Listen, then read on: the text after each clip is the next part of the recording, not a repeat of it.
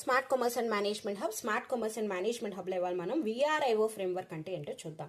విఆర్ఐఓ framework గురించి తెలుసుకునే ముందర అసలు కాంపిటేటివ్ అడ్వాంటేజ్ అంటే ఏంటో తెలుసుకోవాలి.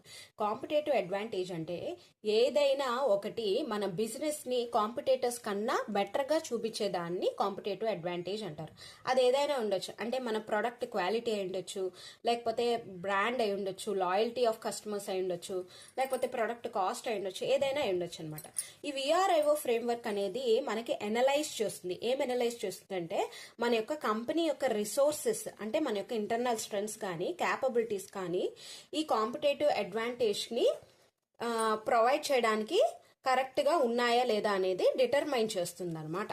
ఫస్ట్ వన్ ఏంటి అంటే వాల్యూ. అంటే ఏదైతే మనం రిసోర్సెస్ అనేవి ప్రొవైడ్ చేస్తున్నాం, అంటే ఏదైనా మన ప్రొడక్ట్స్ ప్రొవైడ్ చేస్తున్నామో అది నిజంగా కస్టమర్స్ యొక్క నీడ్స్ ని సాటిస్ఫై చేస్తుందా, వాళ్ళ అవసరాలను తీరుస్తుందా, దాని ద్వారా మనం కాంపిటేటివ్ అడ్వాంటేజ్ అనేది మనం లీడ్ లో ఉండగలమా అని తెలుసుకుంటాం అనమాట ఈ వాల్యూ ద్వారా. Next the rarity. రేరిటీ అంటేనే చెప్తున్నా యూనిక్నెస్, అంటే మనం చాలా కొత్తదనం అనమాట. వాళ్ళు మనల్ని కాంపిటీటర్స్ అనేవాళ్ళు మన రిసోర్స్ కానీ ఏదైతే మనం కొత్తదనం చూపిస్తున్నామో దాన్ని ఈజీగా గెలవలేరు. ఓకేనా, అలాంటి రేరిటీ అనేది చూపిస్తున్నాము. మనం ఏదైతే ప్రోడక్ట్ మనం లో ఏదర్ టెక్నాలజీ అయి ఉండొచ్చు, ఏదైనా అయి ఉండొచ్చు, అది చాలా రేర్. ఏదర్ మనం యూజ్ చేసే స్టైల్స్ అయి ఉండొచ్చు, బ్రాండ్ స్టైల్స్ అయి ఉండొచ్చు, ఏదైనా అది చాలా రేర్ గా ఉందా లేదా. అలాగే ఇమిటేటబిలిటీ, మనం యూజ్ చేసే ఆ ప్రోడక్ట్ కి యూజ్ చేసే రిసోర్సెస్, ఫర్ ఎగ్జాంపుల్ ఒక మెషినరీ అయి ఉండొచ్చు, ఆ మెషినరీ యూజ్ చేసి ఆ ప్రోడక్ట్ తయారు చేసిన ఆ మెషినరీ చాలా రేర్ అనుకోండి.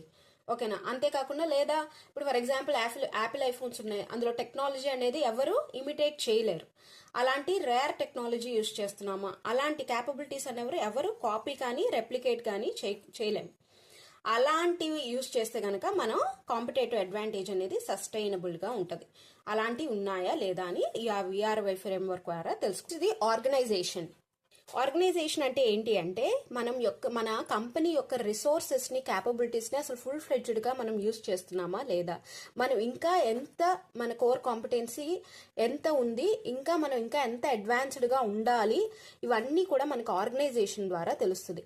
మనం అసలు రైట్ సిస్టమ్ లో వెళ్తున్నామా, నిజంగా మన విజన్ ఏంటి, మన ఆర్గనైజేషన్ విజన్ ని మనం ఎంత రీచ్ అయ్యాం, ఇంకా మనం ఎంత ప్రాసెస్ చేయాలి, ఇవన్నీ మన యొక్క ఆర్గనైజేషన్ కల్చర్ ప్లేస్ అనేది కరెక్ట్ గా ఉందా మన విజన్ ని రీచ్ అవడానికి, ఇవన్నీ కూడా ఆర్గనైజేషన్ ద్వారా తెలుసుకుంటాం అనమాట. Thanks for watching.